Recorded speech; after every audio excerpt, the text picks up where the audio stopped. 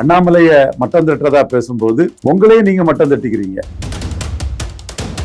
அண்ணாமலை எதிர்ப்புல இருக்கக்கூடிய நபர்கள்லாம் 14 24 போட்டு பாஜக என்டிஏ அதே லெவல் தானேங்கிறாங்க. ஆனா அதிமுக அன்னைக்கு 45% எடுத்தவங்க 20% போயிட்டாங்களேங்கிறத பார்க்கணும். 24 அவரை பொறுத்தவரை மெகா கூட்டணி அமைச்சுவிட மாட்டாருன்னு சொன்னோம். இப்பவும் சொல்றோம் மெகா கூட்டணி அமைச்சுவிட மாட்டார். அவுட்ரைட்டா மாட்டாருன்னு சொல்லிடுவோம். முதலமைச்சர் வேட்பாளர் யாருங்கிறத தேர்தலுக்கு பிறகு பார்த்துக்கலான்னு சொல்லிக்கிட்டு ஆளுக்கு பாதி 50-50, நீங்க 117 நாங்க 117ன்னு வைக்கலாமே தவிர உங்களை பழைய ஜெயலலிதா அம்மையார் மாதிரியோ கலைஞர் மாதிரியோ ட்ரீட் பண்ண முடியாது. அந்த அந்தஸ்தும் தகுதியும் உங்களுக்கு இல்லை அப்படின்னு தான் என்டிஏ சொல்லுவாங்க. என்டிஏ இன்டாக்டா இருக்குது. 5 முனை போட்டி நடக்கும், நாங்க கூட்டணி ஆட்சி வருங்கிற கருத்தை அண்ணாமலை சொல்றாரு. மோடியோட ஒரு அசைன்மெண்ட்டை நம்ம முடிச்சு கொடுத்தோம். அந்த இதுக்கு மோடியும் நம்மளை விமர்சிக்கல, நம்மளும் மோடியை விமர்சிக்கல. அப்படியே டிஸ்டன்ஸ் பண்ணி போயிடுவோம். மீண்டும் உள்ள போனோம்னா அது முதல்ல வாய்க்குள்ள விழுந்த மாதிரி முதல்ல நம்மளை ஒழுங்கிறோம். அதனால பாஜக கூட போகக்கூடாதுங்கிறதுல அவரு தெளிவா இருக்கிறாங்க. ஸோ எடப்பாடி சிஎம்மா சொன்னா அது இந்து நாடார்கள் ஏற்றுக்கொள்ள மாட்டாங்க. இந்து நாடார்கள் வாக்கு ஸ்டாலினுக்கும் சீமானுக்கும் போகுங்கிற கருத்து. ஐயா எடப்பாடி பழனிசாமி அவர்கள் இதை கேட்டுக்கிடுங்க. என் மதிப்புக்குரிய டாக்டர் ஐயா அவர்கள் இதை கேட்டுக்கிடுங்க. நீங்க 2 பேரும் சேர்ந்து வரும்போது அது வன்னியர் கட்சிங்கிற ஒரு இமேஜ் வந்துருதியா, மற்ற ஜாதி எல்லாம் எதிராக போயிடுறாங்க. 24 சொன்னேன், 1% பலம் உள்ளவங்க கூட எடப்பாடி கூட கூட்டணி அமைச்சிட முடியாதுன்னு சொன்னேன். இப்பவும் சொல்றேன், எடப்பாடியோட கூட்டணி அமைக்க வாய்ப்பு ராமதாஸ் வேல்முருகன் தவிர வேற யாருக்கும் லாபம் இல்லை, வேற யாரும் வரமாட்டாங்க.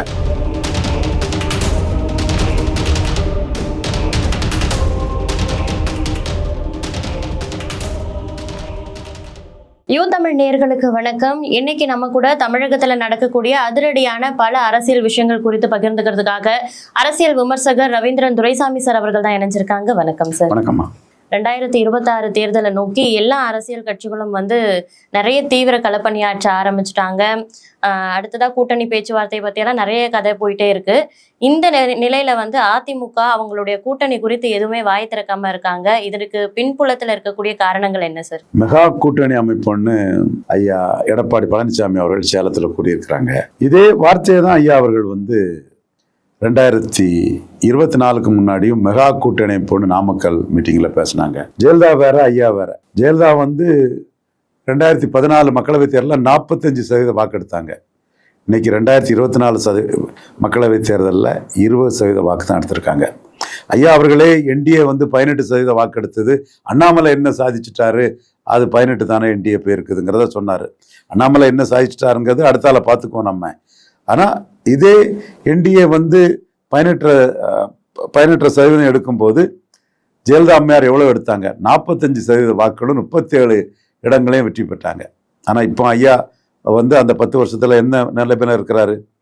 20.4% வாக்குகளும் ஒரு இடம் கூட வெற்றி பெறாத நிலைமையில இருக்காரு. -37 சீட்டு, -25% வாக்கு. என்டிஏ அண்ணாமலை அந்த அளவுக்கே காப்பாத்திக்கிட்டாரு. உள்ளுக்குள்ள பாஜக வளர்த்திருக்காரு. தமிழிசை பொன்னாரோட 2 மடங்கு 3 மடங்கு கொண்டு போயிருக்காரு. அது வேற பிரச்சனை. ஆனா நீங்க சுட்டு விரலா எதிரியை குற்றம் சாட்டும் போது மற்ற 3 விரல் உங்கள் மார்பனை காட்டுதடா என்று உண்மை எண்ணுலை படத்துல ஷோ கண்ணாசம் பாட்டு ஷோ டைரக்ட் பண்ண படத்துல ஒரு வந்திருக்கோம். இப்ப நீங்க அண்ணாமலைய மட்டம் தட்டுறதா பேசும்போது பேசி உங்களையும் நீங்க மட்டம் தட்டிக்கிறீங்க. ஆனா தமிழ் மண்ணில் பாஜக எதிர்ப்பு, இந்துத்துவ எதிர்ப்பு, அண்ணாமலை எதிர்ப்புல இருக்கக்கூடிய நபர்கள்லாம் அந்த 14 24 போட்டு பாஜக என்டிஏ அதே லெவல் தானேங்கிறாங்க. ஆனா அதிமுக அன்னைக்கு 45% எடுத்தவங்க 20% போயிட்டாங்களேங்கிறத பார்க்கணும். எனவே ஜெயலலிதா அம்மையாருக்கு கூட்டணி இல்லாமலே தனிச்சு போட்டிட்டே வெற்றி பெறக்கூடிய அளவுக்கு 45ல் இருந்தாங்க. 40% வாக்கெடுத்து தனிச்சு போட்டிட்டு வெற்றி பெற்றாங்க. பலமுனை போட்டியில் தனிச்சு போட்டிட்டு வெற்றி பெற்றாங்க. திமுக காங்கிரஸ் 40% வந்தாங்க. அவங்க வெற்றி பெற வேண்டிய ஒரு தேர்தலில் தவறான வியூகங்களால் குய்வைவா செயல்படாமல் கோட்டை விட்டாங்க. எனவே ஜெயலலிதா அம்மையாரின் வெற்றி தான். 214லையும் ரெட்டலை போட்டு அவங்க வெற்றியை பெற்று 5 ஆண்டுகள் ஆட்சிக்கு வந்தாங்க. 6 மாதத்தில் இறந்தாங்க. எடப்பாடி ஐயா மீதி 4 வருஷங்களையும் எதிர் எடப்பாடி எலெக்ஷன் கவுண்டர் பண்ணுவார். நம்ம சொன்னது தான் நடந்தது. இப்போ அவர் நம்ம சொன்னதான் நடக்கும். 24 அவரை பொறுத்தவரை மெகா கூட்டணி அமைச்சுவிட மாட்டாருன்னு சொன்னோம். இப்பவும் சொல்றோம் மெகா கூட்டணி அமைச்சுவிட மாட்டார். மாட்டார், அவுட்ரைட்டா மாட்டாருன்னு சொல்லிடுவோம். திமுக செய்தி தொடர்பாளர்கள் அதை பற்றி பேச மாட்டாங்க. ஏன்னா அவங்க எங்க கூட்டணி ஜெயிக்கும், எங்க கூட்டணி உடையான்னு தான் சொல்லுவாங்களே தவிர எடப்பாடி மெகா கூட்டணி அமைப்பார் மாட்டாருங்கிறதெல்லாம் அவங்க சொல்ல மாட்டாங்க. அவங்க அதுக்குள்ளே போக மாட்டாங்க. நாம சொல்றோம் 24 சொன்ன மாதிரி சொல்றோம், ஐயா எடப்பாடி மெகா கூட்டணி அமைச்சுக்கிட மாட்டார். ஆனா இப்ப இருக்கக்கூடிய அரசியல் சூழ்நிலைகளை பார்க்கும்போது பாபா சாஹிப் அம்பேத்கர் குறித்து அமித்ஷா அவர்கள் ஒரு கருத்து அவதூறு பரப்பியிருக்காங்க. இதற்கு மற்ற கட்சிகள் எல்லாமே எதிர்ப்பு தெரிவிக்கிறாங்க. ஆனா எடப்பாடியார் வாய் கூட திறக்கல அப்படின்னு சொல்லும் பொழுது இவருக்கு அந்த கூட்டணி அமைக்கிற முயற்சிக்காக தான் அப்படி வாய் திறக்காம இருக்காரோ அப்படின்ற ஒரு கேள்வி எழுதுங்க சார். அமித்ஷா அதை மறுத்திருக்கிறார், நம்ம அதை மறுத்துக்கிட்டு பேசக்கூடாது. இவர் ஜெயக்குமார் அதை கண்டிச்சிருக்கிறாரு. ஜெயக்குமார் கருத்து தான் என்னோட கருத்துங்கிறதையும் எடப்பாடி பழனிசாமி சொல்லியிருக்கிறாரு. மேலும் கூட்டணிங்கிறது ஒரு வழிப்பாதை அல்ல. இவர் நினைச்சு மட்டும் கூட்டணி அமைச்சிட முடியாது. என்டிஏ இன்டாக்டா இருக்கிறாங்க, 18% வாக்கு எடுத்திருக்காங்க. அண்ணாமலை 5 முனை போட்டி வரும்னு சொல்றாப்புல. ஜெயக்குமார் கூட்டணியே கிடையாதுன்னு சொல்றாரு. இதற்கிடையில பின்வாசல் வழியா பிகைண்ட் தி சீன் எவ்வளவு பேசினாலும் அது தேராது. 2024க்கு முன்னாடியும் எவ்வளவோ பேசினாங்க பின்வாசல் வழியா. பாஜக 12 எம்பி சீட்டு கேட்டாங்க. இவர் 6 எம்பி சீட்டுக்கு மேலே தர முடியாதுன்னாரு. இப்போ பாஜக என்ன சொல்லுவாங்கன்னா, நாங்கள் 18% வாக்கு எடுத்திருக்கிறோம், வளரும் கட்சி. ஜார்க்கண்டு, ஹரியானா, மகாராஷ்டிரா எலெக்ஷனில் நாங்கள் 2 ஸ்டேட்டில் வளர்ந்துருக்கோம். ஹரியானாவிலையும் மகாராஷ்டிராவிலையும் வளர்ந்துருக்கோம். அதனால் நாங்கள் வளர்றதுக்கு வாய்ப்பு இருக்குது. நீங்கள் தேயும் கட்சி 45 இருந்த நீங்கள் இன்னைக்கு 20 வந்துட்டீங்க, இன்னும் தேய்வீங்க. அப்போ நம்ம 2 பேரும் கூட்டணி வைக்கணும்னா முதலமைச்சர் வேட்பாளர் யாருங்கிறத தேர்தலுக்கு பிறகு பார்த்துக்கலான்னு சொல்லிக்கிட்டு ஆளுக்கு பாதி 50-50, நீங்கள் 117 நாங்கள் 117ன்னு வைக்கலாமே தவிர உங்களை பழைய ஜெயலலிதா அம்மையார் மாதிரியோ கலைஞர் மாதிரியோ ட்ரீட் பண்ண முடியாது. அந்த அந்தஸ்தும் தகுதியும் உங்களுக்கு இல்லை அப்படின்னு தான் என்டிஏ சொல்லுவாங்க. என்டிஏ இன்டாக்டா இருக்குது, 5 முனை போட்டி நடக்கும், நாங்கள் கூட்டணி ஆட்சி வருங்கிற கருத்தை அண்ணாமலை சொல்றாரு. நயனார் நாயந்திரன் கருத்துக்கே கூட திமுக ரொம்ப பெரிய பலமான நயனார் சொல்ல வேண்டிய அவசியம் இல்லைன்னு அவர் மறுத்திருக்கிறாரு. ஸோ அதிமுகவை பொறுத்தவரையில் கிறிஸ்தவ முஸ்லீம் வாக்குகள் நமக்கு பாஜகவோட சேர்ந்தா கை கொடுக்காது. 2006ஆம் ஆண்டு ஜெயலலிதா அம்மையார் 40% வாக்கெடுத்து திமுகவோட பெரிய கட்சியாட்டு ஆனால் தோல்வி அடைஞ்சாங்க. காரணம், இந்துக்கள் ஓட்டுல மெஜாரிட்டி எடுத்த ஜெயலலிதா அம்மையார் 13+5 18% இருக்கக்கூடிய கிறிஸ்தவ முஸ்லீம் வாக்குகளில் திமுக அணி மிக பெரும்பான்மையை பெற்றதின் விளைவாக ஜெயலலிதா அம்மையார் தோல்வியை தழுவினாங்க.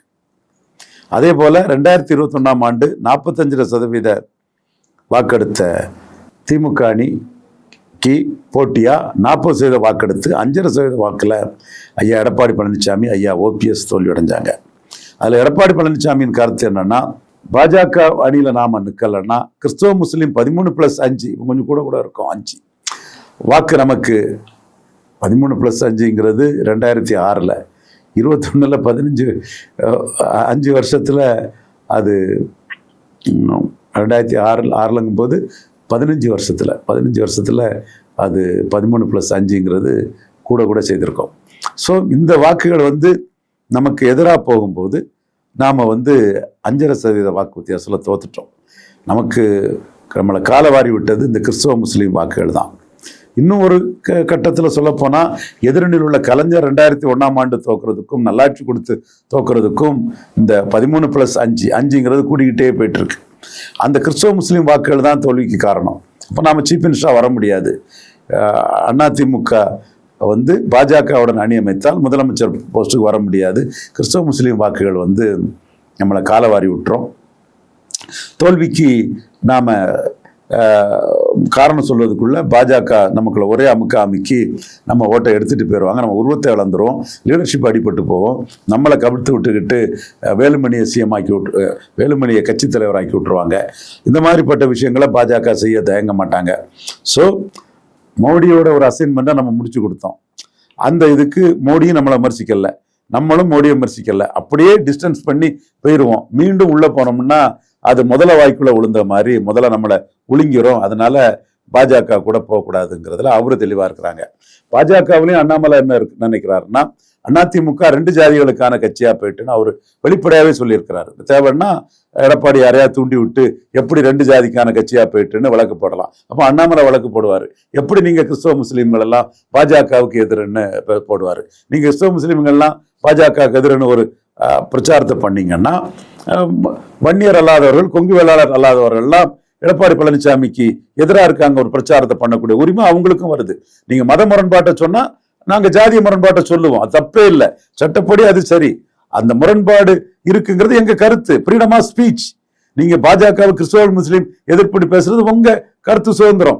அதே மாதிரி எடப்பாடி பழனிசாமிக்கு ஜெயலலிதா காஸ்ட் நியூட்ரல், எடப்பாடி பழனிசாமி வெள்ளாள கவுண்டர், அவருக்கு வெள்ளாள கவுண்டர் அல்லாதவங்க எல்லாம் எதிர்ப்பு இருக்கு. அவர் வன்னியருக்கு 10.5 கொடுத்தாரு, வன்னியர் அல்லாதவங்க எல்லாம் அவருக்கு எதிர்ப்பு இருக்குங்கிறத நம்ம சொல்றது நம்ம உரிமை, ஜனநாயக கடமை, சட்டம் நம்மளை அனுமதிக்குது. Freedom of speech and expression, சுதந்திரமா நம்ம கருத்தை சொல்ல முடியும். அதுக்கு வேணா அண்ணாமலை சொல்றத நான் என்டார்ஸ் பண்றேன், அண்ணாமலை சொல்றது சரின்னு என்டார்ஸ் பண்ணிட்டு அதுக்கு ஆதாரத்தை கூட என்னால சொல்ல முடியும். ஆதாரம் கூட டேட்டா பேஸ்ல கூட நான் யாருக்கும் தயாரா இருக்கிறேன். ஸோ அண்ணாமலை இந்த கருத்தை எடப்பாடி மேல வைக்கிறாரு. ஸோ எடப்பாடி சிஎம்மா சொன்னா அது இந்து நாடார்கள் ஏற்றுக்கொள்ள மாட்டாங்க. இந்து நாடார்கள் வாக்கு ஸ்டாலினுக்கும் சீமானுக்கும் போகுங்கிற கருத்து அண்ணாமலை கிட்ட இருக்குது. அதே மாதிரி எடப்பாடி சிஎம்மா சொன்னா சசிகலா, தினகரன், ஓபிஎஸ் இவங்களை நடவடிக்கை எடுத்ததுனால முக்குலத்தோர் எதிராக போயிருவாங்க. அப்ப 4 தரப்பு எடப்பாடி பழனிசாமிக்கு எதிராக இருக்கதாட்டு அண்ணாமலை ரிப்போர்ட் கொடுத்திருக்கிறாரு. அதுல வெளிப்படையா சொன்னது 2 ஜாதி கட்சியாட்டு அதிமுக போயிட்டுங்க சொல்றாரு. இவங்க கிறிஸ்தவ முஸ்லீம் வாக்கு வராதுன்னு சொல்றாங்க. அப்ப எப்படி அங்க உருப்படும்? எள்ளி தவளை நட்பாயிராதா? பொருந்தா கூட்டணி ஆயிராதா? சோ அதற்கான வாய்ப்புகளும் சாத்தியக்கூறும் குறைவு. மேலும் எடப்பாடிக்கு அதுல லாபமும் வராது. அவரு கிறிஸ்தவ முஸ்லீம் ஓட்டு எதிராக போயிடும்னு நினைக்கிறாரு. உள்ள போனா அவருக்கு லீடர்ஷிப்பும் அடிபட்டு போகும். ஸோ என்டிஏக்கும் அதிமுகவுக்கும் அப்ரோச் வரும்னு வெளியே இருந்து 4 பேர் பேசலாம். முடிவெடுக்கக்கூடிய எடப்பாடி பழனிசாமியும் மோடி முடிவை இன்ஃப்ளூயன்ஸ் பண்ணக்கூடிய அண்ணாமலையும் அதற்கு ஆதரவாக இல்லை, எதிராக தான் இருக்காங்க. இன்னும் சொல்ல போனா எடப்பாடியே அதை ஏத்துக்காத போது தமிழிசை எல்லாம் பேசிட்டு இருந்தாங்கன்னா அவங்களுக்கு ஒரு நல்ல வாய்ப்பு பாஜக வர்றதும் கெட்டு போகும். டெல்லி தகவல் இந்த நாடாருக்கு ஒரு வாய்ப்பு கொடுக்கணும், தாழ்லிங்க நாடார் உழைப்புல வந்த ஒரு சமூகங்கிற மாதிரி ஒரு கருத்து அவங்கள்ட்ட இருக்கு. ஆனா மோடி எண்ண ஓட்டத்துக்கு மோடிக்கு லாபம் ஏற்படுத்தக்கூடிய அளவுக்கு 29ல பேசுறவங்க தான் மதிக்கப்படுவாங்களே தவிர அவர் நஷ்டம் ஏற்படுத்தக்கூடிய அளவுக்கு தமிழிசை அம்மையார் பேசினா அவங்களுக்கும் அது நஷ்டம் வரத்தான் செய்யும். மேலும் அவங்க பேசுறதுலயும் லாஜிக் இல்லை. எடப்பாடி ரெடினா தானே அவங்க பாஜக ரெடி ஆக முடியும். அதே மாதிரி நயினார் நாகேந்திரனும் பேசுற லாஜிக் இல்லை. உங்க மூஞ்சில் அடிச்சால உங்களை கூட சேர்ந்தா ஜெயிக்க முடியாதுன்னு ஜெயக்குமார் சொன்ன பிறகு அப்புறம் நயினார் நாகேந்திரன் பேசுறது அது கொஞ்சம் ஒரு நட்பு ரீதியா அவரை நான் கரக்குறைவான வார்த்தைகளை பேசல. ஒரு நல்ல ஒரு அரசியல்வாதி, அந்த பகுதி மக்கள் மத்தியில் ஒரு செல்வாக்காடக்கூடிய ஒரு அரசியல்வாதி தான். வேலுமணி பேசிக்கு ஒரு கருத்தை சொன்னா கரெக்ட். ஜெயக்குமார் தான் இல்லைன்னு சொன்ன பிறகு இப்படி அலைஞ்சிட்டு இருந்தா மோடி மத்தியிலையும் தமிழிசை போன்றவங்களோட செல்வாக்கு குறைஞ்சு போகும். அதுதான் நான் பாக்குறேன். ஸோ இது ஒட்ட வைக்கிறதுக்கு பலரும் முயற்சி பண்ணுவாங்க. அங்க மத முரண்பாடுல எடப்பாடி ஒட்ட வர மாட்டாரு. ஜாதி முரண்பாடு இருக்குங்கிறத அண்ணாமலை சொல்றதுனால இந்த என்டிஏயும் அதிமுக அலையன்ஸும் சேர்றதுக்கான வாய்ப்புகள் குறைவுன்னு தான் நான் பாக்குறேன். அடுத்தபடியா பாமக அதிமுக கூட்டணி 2019 தோத்ததுதான். ஆனா தனியா நின்று அதிமுக சேலத்துல 38% போயிட்டாங்க. தனியா பாமக 9% தான் போயிட்டாங்க. தனியா நின்று எடுத்ததோட பிரிஞ்சு நின்று 2 வாரம் நிறைய எடுத்திருக்காங்க. இதைதான் சூஷ்மத்தை பார்க்கணும். ஐயா அரசியல் விமர்சகர்களே, ஐயா கருத்துருவாக்கிகளே, ஐயா பத்திரிகையாளர்களே, எப்படி அவங்க சேர்ந்து நின்று தோக்குறாங்க, தனிச்சு நின்று அதிக ஓட்டு எடுக்கிறாங்க. ஜெயிக்கல, சேர்ந்து நின்று தோத்தவங்க தனிச்சு நின்று எப்படி அதிக ஓட்டு எடுக்கிறாங்க. 19 மக்களவையில சேர்ந்து நின்னாங்க, 24 மக்களவையில தனிச்சு நிற்கிறாங்க. தனித்தனியா நின்று சேலத்துல 38, அவர் 9, 47% வாக்கு தனித்தனியா எடுத்துட்டாங்க. ஆனா சேர்ந்து நின்று 47% வாக்கு எடுத்தா 19 சேலஞ்ச் ஜெயித்திருப்பீங்களே. என்ன நான் சொல்றது சரிதானே? அதே மாதிரி தனித்தனியா நின்று 33, 23, 56% வாக்கு எடுக்கிறீங்க. சேர்ந்து நின்று இந்த வாக்கு எடுக்கலையே, 40 சம்திங் தானே எடுக்கிறீங்க. அப்போ நீங்க தனித்தனியா நின்று எடுக்கக்கூடிய வாக்கு சேர்ந்து நின்று நீங்க எடுக்கக்கூடிய வாக்கோட அதிகம் வருது. அங்கதான் திராவிடமும் இல்ல, தமிழ் தேசியமும் அங்க இல்ல, இந்துத்துவாவும் அங்க இல்ல, மத சார்பின்மையும் அங்க இல்ல. அங்க இருக்குது ஜாதிய முரண்பாடு. ஐயா எடப்பாடி பழனிசாமி அவர்கள் இதை கேட்டுக்கிடுங்க, என் மதிப்புக்குரிய டாக்டர் ஐயா அவர்கள் இதை கேட்டுக்கிடுங்க. நீங்க ரெண்டோரும் சேர்ந்து வரும்போது அது வன்னியர் கட்சிங்கிற ஒரு இமேஜ் வந்துருதியா, மற்ற ஜாதி எல்லாம் எதிராக போயிடுறாங்க. நீங்க ரெண்டோரும் தனிச்சனியா நிற்கும் போது அந்த இமேஜ் இல்ல. அதிமுகவுக்கும் பிரஜாதிகள் ஓட்டு கொஞ்சம் கிடைக்குது, டாக்டர் ஐயாவுக்கும் கொங்கு வேளாளர், கொங்கு நாடார்கள், தென் 24 மணி தெலுங்கு செட்டி, தேவாங்கர் செட்டி, கார்காத்த வேளாளர், தொண்டை மண்டல வேளாளர், இந்த மாதிரி பரவலா வாழக்கூடிய சமூகங்களும் மோடி, பிஜேபி, அண்ணாமலைன்னு கொஞ்சம் கிடைக்குது. அதே மாதிரி எடப்பாடி பழனிசாமிக்கும் பாமக இல்லைன்னா கொஞ்சம் ஓட்டு கிடைக்குது. சேர்ந்து வந்தா அது சிக்கல் ஆயிட்டு. இதுதான் நீங்க 19, 24 ரிசல்ட் எடுத்து பாருங்க. இது ஏன் சொல்றோம்னா, ஒரு சில கருத்துருவாக்கிகள், அரசியல் விமர்சகர்கள் டேட்டா இல்லாம ஆசையை பேசக்கூடியவங்க. நான் டேட்டாவோட பேசுறேன், இந்த டேட்டாவுக்கு பதில் சொல்லுங்க. இதையும் மீறி அர்த்தமேட்டிக் இருக்கு. நம்ம 38, ராமதாஸ் 9, 47 வந்துருன்னு அவரு சேர்க்கலாம். ஏன்னா நான் அர்த்தமேட்டிக் படி நானே 2021 வச்சு அந்த சீட்டு வரலாம், அசம்பிளி சீட்டு வந்திருக்குங்கிறத வச்சு அந்த கருத்தையே நான் முன் வச்சிருக்கிறேன். நம்ம ஒரே கருத்துல போகல, 21 முன் வச்சு சேலம் தர்மபுரி பெல்ட்டுக்குள்ள அந்த இவரு பரம்பரத்துப்பட்டி ராஜேந்திரன் தவிர எல்லா சீட்டும் அவங்க அசம்பிளியை ஜெயித்திருக்காங்கிறத நான் முன் வச்சுதான் அந்த கருத்தை சொல்றேன். அப்ப பாஜக இருந்தாங்க, எல்லாரும் இருந்தாங்க. அதுல பார்லிமெண்ட் சென்ட்ரிக்கா சேர்ந்து நிற்கும் போது குறைவாட்டும், தனிச்சு நிற்கும் போது அதிகம் எடுத்திருக்காங்க. இனிமே சேர்ந்து நிற்கும் போது அந்த கெமிஸ்ட்ரி வருமாங்கிறதும் ஒரு கேள்விக்குறியாதான் இருக்குது. இது முடிவெடுக்க வேண்டியது டாக்டர் ராமதாஸும் எடப்பாடி பழனிசாமியும் தான். அதுல எடப்பாடி பழனிசாமி வேற கூட்டணி இல்லைன்னா பாமகவுக்கு ஒரு சீட்டை கொடுக்கலாம். நான் கொடுக்க மாட்டாருன்னு சொல்ல விரும்பல. ஏன்னா அவருக்கு ஏதாவது எப்படியாவது ஜெயிக்கணும், 2வது இடத்தையாவது தக்க வைக்கணும்னா ராமதாஸ் தான் அவருக்கு அந்த இடத்துக்குள்ள அவருக்கு வாய்ப்பா வரும். பட் ராமதாஸ் என்ன முடிவு எடுக்கிறாருன்னு தெரியல. அவரு என்டிஏல நின்று பயணிக்கலான்னு கூட முயற்சி பண்ணலாம். என்டிஏல நின்று பயணிச்சா மத்திய அமைச்சர் பதவி வரலாம். என்டிஏல நின்று கூட நம்ம முன்னோட டெவலப் ஆகி ஜெயிக்கலான்னு கூட அவரு நினைக்கலாம். என்ன முடிவு எடுக்கிறாங்கன்னு தெரியல. இதற்கிடையில இந்த இஷ்யூல குரு குடும்பத்தை சேர்ந்த விருதாம்பிகை, மனோஜ் இவங்க வன்னியருக்கு தனி ஒதுக்கீடு ஏன் இல்ல, அரசியல் கட்சிகள் மற்ற ஜாதி பிரச்சனைகள் எல்லாம் ஓடோடி வரக்கூடிய எல்லா அரசியல் கட்சிகளும் வன்னியர் பிரச்சனையில மௌனம் ஏன்னு அவங்க வேற ஒரு திட்டத்தோட அவங்க செயல்படுறாங்க. எனிவே அர்த்மெட்டிக் படி 2022 ரிசல்ட் படி அதிமுக பாமக கூட்டணிக்கு ஒரு சில இடங்கள்ல வெற்றி வாய்ப்பு இருக்குங்கிறதா நம்ம தெரியுது. அதுலயும் மறுபக்கமும் இருக்குங்கிறதுனாலதான் நான் இந்த 19, 24 அந்த சேர்ந்து நிற்கும் போதும் தனிச்சு நிற்கும் போதும் எப்படி இருந்துங்கிற அந்த கதையும், பிற ஜாதிகள் அதை எப்படி எடுப்பாங்கிற கதையும் நான் எடுத்துக்காட்டாக நான் சொன்னேன். ஸோ வேல்முருகன் கூட ஒரு கூட்டணிக்கு வாய்ப்பு இருக்கு. எப்படி எடப்பாடி சேர்த்து விடுவாங்க நம்பிக்கையில தான் வேல்முருகன் இன்னைக்கு ஏதோ ஒரு இடத்துல நடந்த ஒரு கொலையை ஒருத்தர் பேச முடியுமாங்க? எந்த ஆட்சியில அங்க கொலை நடக்கல. திருநெல்வேலியில பழிக்கு பழியா நடந்த ஒரு கொலையை வச்சு சட்டம் ஒழுங்கு கெட்டு போச்சுங்கிறாங்க. நீங்க இது கிரைம் ரேட்டு, இதுக்கு முன்னாடி வரைக்கும் சட்ட ஒழுங்கு கெட்டு போலையா, கொலைகள் நடக்கலையா? அந்த அளவு தானே அங்க முக்கியம். ஒவ்வொரு காலகட்டத்திலையும் ஒவ்வொரு ரேஞ்சிலையும் ஒவ்வொரு டிஸ்ட்ரிக்ட்லயும் இவ்வளவு கொலைகள் நடக்கும். அது குறைஞ்சிருக்கா கூடியிருக்கான்னு தானே பார்க்கணும். ஒரு கொலை நடந்ததுமே சட்ட ஒழுங்கு கெட்டு போச்சுன்னா மக்கள் சிரிக்க மாட்டான். டெய்லி அதை சொன்னா மக்கள் சிரிக்க மாட்டான். சட்டம் ஒழுங்கை கட்டுப்படுத்த முடியல, கஞ்சா வியாபாரத்துல கட்டுப்படுத்த முடியல, அப்படி ஏதாவது இருந்ததுன்னா நீங்க சொல்லுங்க, அது தப்பு இல்லை. நீங்க ஏதோ ஒரு கொலை நடந்தது சட்டம் ஒழுங்கு கெட்டு போச்சுன்னு சொன்னா எல்லா காலகட்டத்திலையும் எல்லா ஆட்சி காலத்திலையும் கொலைகள் நடந்ததான் செய்யும். அது வேற தனிப்பட்ட முறையில பேஷன், அந்த இதுல எமோஷனல் நடக்கக்கூடிய கொலைக்கும் ஒரு அரசாங்கத்தை பொறுப்பு சொன்னா இது ஜாதி கொலை தான். அந்த இடத்துக்குள்ள நடந்தது ஜாதி கொலை தான். ஜாதி கொலை அந்த காலகட்டத்துல 52 சுதந்திரத்துக்கு முன்ன இருந்தே, சுதந்திர போராட்ட காலத்துல இருந்தே எல்லா காலகட்டத்திலுமே அந்த பகுதியில ஜாதி கொலை இருந்துட்டு தானே இருந்திருக்குது. கொடியங்குளம் கலவரம், முதுகுளத்தூர் கலவரம், இது ராஜபாளையம் கலவரம், போடி கலவரம், மாஞ்சோலை, அது அரசாங்கம் அந்த ஒரு இதுல நடந்த ஒரு நிகழ்வு. இது 2 ஜாதிக்கடையில் உள்ள நல்ல கலவரமா இதை நான் சொல்றேன். அந்த மாதிரி கலவரங்கள் இல்லை. அப்பப்போ கொஞ்சம் ஊருக்குள்ள அங்கங்க சில தகராறுகள் நடந்துட்டு இருக்கு. அது அது தடுக்கணும், தவிர்க்கணும். காவல்துறை உஷாரா இருக்கணும், எல்லாரும் அதுல கவனமா இருக்கணும். உளவுத்துறை அந்த கேங்ஸ்டர்ஸ் எல்லாம் வாட்ச் பண்ணி நடக்காம அவங்கள கைது பண்றது, பல நடவடிக்கை எல்லாம் எடுக்கணும். அது நாம் வரவேற்கிறோம். இது கூட தவிர்க்கப்படணும். பட் இந்த மாதிரி ஒரு ஐசோலேட்டட் இன்சிடென்ட்டுக்கெல்லாம் வேல்முருகன் அறிக்கை விடுறது அவரு அதிமுக அணியில போனாலும் நம்ம ஜெயித்தரலாங்கிற ஒரு நம்பிக்கை இருக்கு. பட் இங்க ஒரு சீட்டுன்னா அங்க 10 சீட்டு கேட்பாரு மனுஷன். ஸ்டாலினுக்கு இணையான ஒரு தலைவராட்டி எடப்பாடி பழனிசாமி இல்ல. இதே வேல்முருகன் மெட்ரில் நான் என்ன சொல்றேன், இங்க ஒரு சீட்டுனா அங்க மனுஷன் 10 கேட்பாருன்னு சொல்லும் போதே எடப்பாடி பழனிசாமி ஸ்டாலின் கிளையான தலைவரா இல்ல. சோ அவர் அணி அமைப்புங்கிறது சாதாரண விஷயம் அல்ல. பட் இது நடக்கும், நாங்க தனிச்சே நின்று ஜெயிப்போம்னு சொல்றாரு இல்லையா, அந்த தில்லும் தம்பும் உள்ளவர் தான். ஜெயலலிதா மாதிரி அண்ணா திமுக தனிச்சு நின்று ஜெயித்த ஒரு கட்சி தான். அண்ணா திமுக அந்த மாதிரி தனிச்சு நின்னது இல்ல, தனிச்சு நின்று வெற்றி பெற்றது இல்ல. அப்ப அவங்க தலைவி ஜெயலலிதா அம்மையார் நின்ன மாதிரி தனிச்சு நின்று ஜெயிப்பாங்கிற அந்த இதுல 234 வர்றவங்க வாங்கன்னு கேண்டிடேட் போடுறதுக்கான வாய்ப்புகளும் உண்டு. கூட்டணிங்கிறது 24 சொன்னேன், 1% பலம் உள்ளவங்க கூட எடப்பாடி கூட கூட்டணி அமைச்சிட முடியாதுன்னு சொன்னேன்.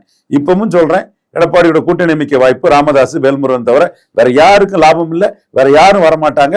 நீங்க என்டிஏயும் அதிமுக ஒண்ணு சேரணும்னா அது எடப்பாடி அமைக்கிறது இல்ல, மேல இருந்து டெல்லி அமைப்பாங்க. எடப்பாடி என்டிஏக்குள்ள போனோம், 50-50 117-117 போனோம். இதுதான் அரசியல் நிலைமையில எடப்பாடிக்கு இருக்குது. சோ பொறுத்திருந்து பார்ப்போம். 2024 ஐயா எடப்பாடி பற்றி சொன்னது நான் கரெக்டா இருந்தது. ஒரு சீட்டு ஜெயிக்க மாட்டாருன்னு, ஜெயிக்கல. கூட்டணி அமைச்சிட மாட்டாருன்னு சொன்ன, அமைக்கல. சவுக்கு சங்கர் 20 சீட்டு காங்கிரஸ் கொடுக்கிறாருன்னாப்ல, காங்கிரஸ் வராதுன்னு. சவுக்கு சங்கர் 5 சீட்டு விடுதலை சிறுத்தைகள் கொடுக்கணும்னு சொன்னாப்ல, எடப்பாடி வாய்ஸ் தான். நான் விடுதலை சிறுத்தைகள் வராதுன்னு சொன்னேன். கமலஹாசனுக்கு 5 சீட்டுன்னு சொன்னேன். உங்ககிட்ட 5 சீட் வாங்குறதோட ஸ்டாலின்ட்ட ராய்சபா வாங்கிட்டு போயிடலான்னு சொன்னது சவுக்கு சங்கர். நாம கமலஹாசன் ஸ்டாலின் டாப்ஸுக்கு டிஎம்கேல போவாருன்னு அதே மாதிரி போயிட்டாப்ல. நாம சொல்றது கரெக்டா இருக்குன்னு தான் நாம சொல்றோம். நம்ம யார் மற்றவங்க சொன்னதையும் ரவீந்திர துரைசாமி சொன்னதையும் கூட்டணி அமைக்கிறதுலயும் ரிசல்ட்லயே பாருங்க, பெரும்பாலும் நாம சொன்னது கரெக்டா தான் இருந்திருக்குது. தப்பா சொன்னதையும் நம்ம ஒத்துக்கிறோம். மோடிக்கு 272 வந்தா போதும்னு சொன்னோம், 32 குறைஞ்சது யூபி ராஜஸ்தான்லாம் இப்படி தவறா போயிட்டு நான் தவற ஒத்துக்கிறேன். எடப்பாடி விஷயத்துல அணி அமைச்சிட மாட்டாரு, 1% பலம் உள்ள கட்சி கூட அணி அமையாதுன்னு சொன்னேன், கரெக்ட் ஆயிட்டு. காங்கிரஸ் வராதுன்னு சொன்னேன், கரெக்ட் ஆயிட்டு. இனிமேலும் காங்கிரஸ் வராது. விடுதலை சிறுத்தைகள் வராதுன்னு சொன்னேன், கரெக்ட் ஆயிட்டு. கமலஹாசன் வரமாட்டாருன்னு சொன்னேன், கரெக்ட் ஆயிட்டு. கூட்டணி விஷயத்துல எடப்பாடி பற்றி நான் சொன்னது 1% பலம் உள்ள கட்சி கூட வராதுன்னு சொன்னேன், கரெக்ட் ஆயிட்டு. ஆனா ஒரு சீட்டு கூட ஜெயிக்க மாட்டாருன்னு சொன்னேன், கரெக்ட் ஆயிட்டு. நாடார் பெல்ட்ல நாங்களே போய் நின்று அவரை மற்ற எல்லா பெல்ட்டோட மோசமா தோக்கடிப்போம்னு சொன்னேன், தோக்கடிச்சு காட்டிட்டோம். அதுக்காக அவரை சார்ந்தவர்களும் நம்மளை குறி வச்சு சில ஹராஸ்மெண்ட் பண்ணாங்க, பொய் வழக்கெல்லாம் போடுறாங்க.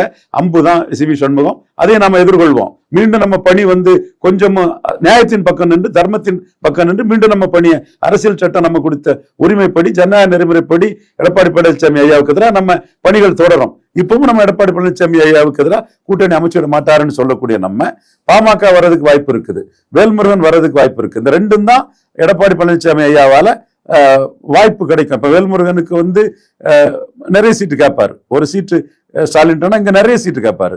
அவர் அரியலூர் ஜெயங்கொண்டான் கொடுத்தா 2 சீட்டும் அவங்க ஜெயித்துருவாங்க, அந்த 2 சீட்டும் ஜெயித்துருவாங்க. அதே மாதிரி ராமதாஸ் ஐயாவும் நிறைய சீட்டு கேட்பாரு. அப்போ அவருக்கும் சேலம் தருமபுரிக்குள்ள வெற்றி வாய்ப்பு 2021 பேட்டர்ன்ல இருக்குது, 19 பேட்டர்ன்ல இல்ல, 21 பேட்டர்ன்ல இருக்குது. அப்போ அவரும் என்டிஎல் என்ன ஆப்ஷன் பார்ப்பாரு, இந்த ஆப்ஷன் அவைல் பண்ணாருன்னா வெற்றி வாய்ப்பு அவருக்கும் இருக்குங்கிறதான் சொல்ல முடியும். என்டிஏவோட இதுல வெற்றிக்கான வாய்ப்பு எடப்பாடி கூட அவருக்கு ஜாஸ்தி இருக்குன்னு தோணுது. அப்போ அவர் 10.5 கொடுத்ததும், வன்னியர்களிடம் பெரிய ஆதரவு பெற்றதும், அவர் கட்சியில 2ஆம் கட்டமா நிறைய வன்னியர் தலைவர்கள் இருக்கிறதும், அவங்களுக்கெல்லாம் பொதுத்தள தலைவர் நான் சொல்லணும்னு ஆசை. பொதுத்தளத்திலே 4 பேர் ஓட்டு போடலாம், பட் பையன் லார்ஜ் வன்னியர் தலைவர் தானே நீங்க. அப்போ அவங்கெல்லாம் இருக்கிறதும், வன்னியர் ஓட்டுகளை பெரிய அளவு கொண்டு வரதும், இந்த வன்னியர் பின் மூலமா கொண்ட டாக்டர் ஐயாவுக்கும், வன்னியர் சங்க நிறுவனர் தான் அவரு, தம்பி வேல்முருகன் தமிழ் தேசியத்துல போறாப்புல, என்னாலும் தம்பி வன்னியர் தானே, அவங்களுக்கு எடப்பாடி பழனிசாமியால சீட் கன்வெர்ட் பண்ண முடியும். அவங்களாலும் சில சீட்டுகளை எடப்பாடி பழனிசாமி கன்வெர்ட் பண்ணி எடுக்க முடியும். மியூச்சுவல் ஒரு பெனிஃபிட் வரலாம், அதற்கான சாத்தியக்கூறுகள் வாய்ப்பு உண்டு. இதை தவிர எந்த கட்சிக்கும் எடப்பாடி பழனிசாமியால எந்த லாபமும் இல்லை. யாரும் எடப்பாடி பழனிசாமியை வச்சு வெற்றி பெற முடியாது, அவங்களாலும் எடப்பாடி பழனிசாமியை வெற்றி பெற வைக்க முடியாது. இதுதான் யதார்த்தம். ஏன்னா மற்றவங்கெல்லாம் பொதுவா தமிழ்நாடுன்னு பார்ப்பாங்க. நான் தமிழ்நாட்டுல வட தமிழகம் எப்படி இருக்குது, தென் தமிழகம் எப்படி இருக்குது, மேற்கு தமிழகம் எப்படி இருக்கு, சிட்டி எப்படி இருக்குன்னு பாக்குறேன்.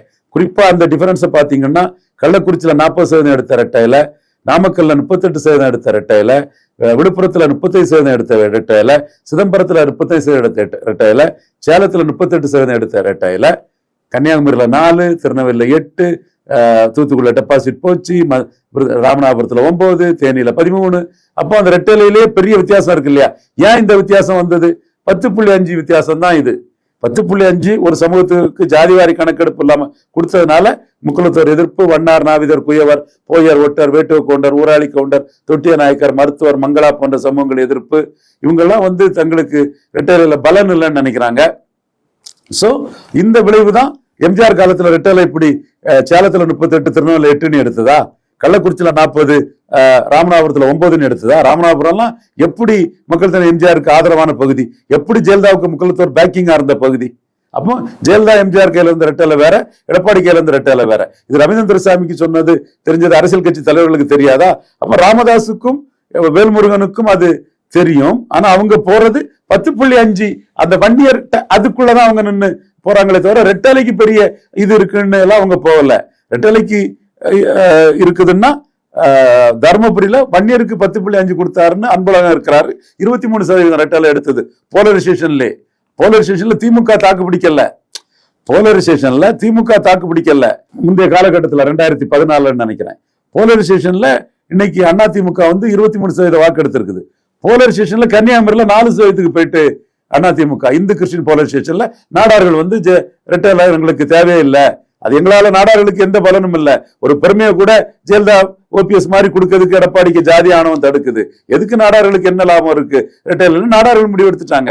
ஆனா வன்னியர்கள் 10.5 நமக்கு தந்தாங்க, நம்ம ஜாதிக்கு ஒரு தனி ஒதுக்கீடு யார் தந்தா? டாக்டர் ஐயா தானே தந்தாங்கன்னு எடுத்துட்டாங்க. சோ அன்னைக்குள்ள ரெட்டலை வேற, இன்னைக்குள்ள ரெட்டலை வேற. அந்த ரெட்டலையால இந்த ரெட்டலையால எந்த கட்சிக்கும் பலன் இல்லை. 10.5 கொடுத்தனால வன்னியர் பெல்ட்டம் மட்டும் ராமதாஸுக்கும் வேல்முருகனுக்கும் பலன் இருக்கு. சோ வேற யாரும் கூட்டணி அங்க வரப்போறதில்ல, வந்தாலும் அது தேர போறதில்ல. தமிழக கட்சிகள் குறித்த வெற்றி வாய்ப்பு குறித்து நிறைய தகவலை சொல்லிட்டு இருக்கீங்க. தொடர்ந்து பேசுவோம் சார். நன்றி. நன்றிமா.